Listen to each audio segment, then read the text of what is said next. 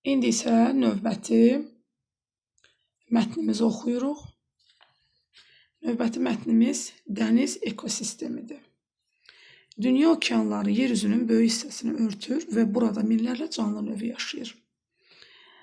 Dəniz ekosistemi adlanan bu böyük dünya həm bitkilər, həm də heyvanlar üçün təbii yaşayış mühiti yaradır. Dənizdəki canlılar bir-biri ilə və ətraf mühitlə sıx əlaqədə yaşayırlar. Məsələn, balıqlar yosunlardan gələn oksigenlə nəfəs alır. Yosunlar isə günəş işığından enerji alaraq böyüyür. Dəniz ekosisteminin ən mühüm sakinlərindən biri yosunlardır. Onlar suyun altında bitən bitkilərə bənzəsələr də, əslində müxtəlif rəng və ölçülərdə olan canlı orqanizmlərdir. Yosunlar dəniz heyvanları üçün qida mənbəyidir. Eyni zamanda onlar suyun təmiz qalmasına kömək edir. Sudakı oksigeni artırır və digər canlıların yaşaması üçün şərait yaradır. Dənizlərdə müxtəlif ölçüdə balıqlar yaşayır. Kiçik balıqlar çox zaman böyük balıqlar üçün yem olur. Buna görə də balıqların sayı tarazlıq içində olmalıdır. Əgər bir növ çoxalarsa və ya azalarsa, bütün ekosistemdə dəyişiklik yaranır. Buna təbiətdə qida zənciri deyilir. Qida zəncirində hər canlının öz yeri və funksiyası vardır. Dənizlər həm də insanlara fayda verir. İnsanlar balıq tutur, dəniz məhsullarından qida kimi istifadə edir. Dənizdən duz alır və hətta enerjiyə çevrilə bilən külək və su dalğalarından yararlanır. Dənizlər, davam buradadır. Dənizlər, belə açın, rahat oxunsun. Dənizlər həmçinin iqlimin formalaşmasına təsir edir. Onlar havanı nəmləndirir, temperaturu nizamlayır. Lakin son illər çirklənmə təhlükəsi ilə üzləşir. Plastik tullantılar, kimyəvi maddələr və sulara atılan zibil dəniz canlılarının həyatını təhlükəyə atır. Bir çox balıq və quş plastik parçalarını qida zəncirini kimi qəbul edərək yeyir və zərər görür. Buna görə də dənizləri qorumaq hər bir insanın borcudur. Dəniz ekosistemi təbiətin çox hissəsini təşkil edən canlıların bir-biri ilə əlaqədə olduğu böyük bir dünyadır. Onun qorunması həm canlıların, həm də insanların gələcəyi üçün çox vacibdir. Mətnimiz yəqin ki, aydın oldu. Bu da oxuyub anlama və səbəb-nəticə əlaqəli suallar əhatə eləyir. Gəlin başlayaq izahlı şəkildə suallarımıza. Dəniz ekosistemi nədir? Biz burada bir də təkrar bura qayıtmıram. Burada dolğun variant odur ki, dəniz canlılarının və mühitin birlikdə yaratdığı sistemdir. Ekosistem budur. Digər variantlar oxusaz özünüzdə görəcəksiniz ki, burada bizi cavabımızı doğrultmur. Doğru cavab B variantı. Mətndə qida zənciri nəyi bildirir? Deməli, canlılar arasındakı qida asılılığı, balıqların sürətlə üzməsi, dənizin dərinliyi, yosunların rəngi. Təbii ki, canlılar arasındakı qida asılılığı nəyi bildirirdi? Qida zəncirini. 12-ci sual. Əgər dənizə plastik atılarsa, hansı baş verər, yəni bunlardan? Təbii ki, uşaqlar, bunu heç mətni oxumasaq da biz bilirik ki, dəniz canlıları zərər görə bilər. Yəni, burada digər variantlara baxmağa məncə ehtiyac da yoxdur. Bunu düşünüb tapa bilərik ki, dənizə plastik atılarsa, dənizdəki bütün canlılar zərər görə bilər. Doğru cavab B variantı. Hansı səbəb dənizlərin çirklənməsi ilə birbaşa bağlı deyil? Birbaşa bağlı deyil. Kimyəvi tullantı təbii ki, çirklənməyə səbəbdir. Plastik zibil təbii ki, səbəbdir. Sulara atılan məişət tullantıları təbii ki, çirklənməyə səbəbdir. Amma günəş işığı əksinə xeyirli bir təsirdir. 14-cü sual. Səncə dənizlərin qorunması üçün ən təsirli seçim hansıdır? Zibilin yandırılması doğru seçim deyil. İnsanların dənizə tullantı atmaması ən doğru seçim təbii ki, bu olar. Digər variantlara özünüzdə baxın. Mən sadəcə olaraq sizin üçün əlavə vaxt itkisi olmasın deyə bunları oxumuram.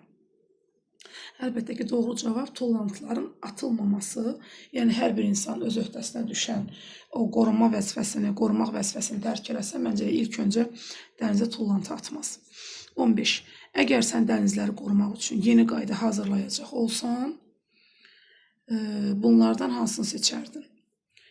Hər kəs dənizə istədiyi qədər zibil ata bilər. Təbii ki, bu olmaz. Dəniz sahillərində zibil qutuları və xəbərdarlıq lövhələri qoyulmalıdır. Əlbəttə ki, bu hər birimizin edə biləcəyimiz və ən doğru seçim olar ki, Dəniz sahillərinə zibil qutular yerləşdirilsin və öncədən əhaliyə xəbərdarlıq olaraq lövhələr qoyulsun ki, zibilin atılmaması haqqında məlumat verilsin.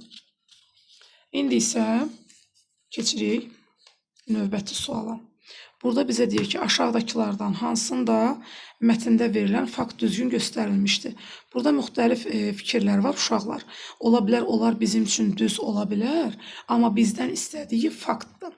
Ona görə də, bax, dənizlər yalnız balıqlar üçün yaşayış mühitidir. Bu, ümumiyyətlə doğru fikir deyil, ümumiyyətlə heç fakt deyil. Yosunlar dəniz heyvanları üçün həm oksigen, həm də qida mənbəyidir. Bax, bu, təbii ki, bizim üçün bir faktdır. Dənizdə yalnız kiçik balıqlar yaşayır, bu ümumiyyətlə doğru fikir deyil, nəinki faktdır. Dənizlər insanların həyatına heç bir təsir göstərmir, bu da doğru deyil. Burada doğru göstərilən fakt, yosunlar, B variantı, dəniz heyvanları üçün həm oksigen, həm də qida mənbəyidir. 17-ci suala keçirik. Aşağıdakı cütlüklərdən hansında fakt və məlumat doğru müqayisə olunur? Burada faktı və məlumatı bizdən müqayisə eləməyimizi istəyir. Burada uşaqlar A variantında yosunlar oksigen yaradır, bu düzdür, amma oksigen canlılara zərər verir, bu yanlışdır. Dənizlər iqlimi tənzimləyir, bu insanların həyatına təsir edir. Bu bizim doğru variantımız bu olacaq. Faktı bu isə onun məlumatıdır. İnsanın həyatına təsir edən təbii ki, iqlimdir və burada da faktla məlumat doğru göstərilir.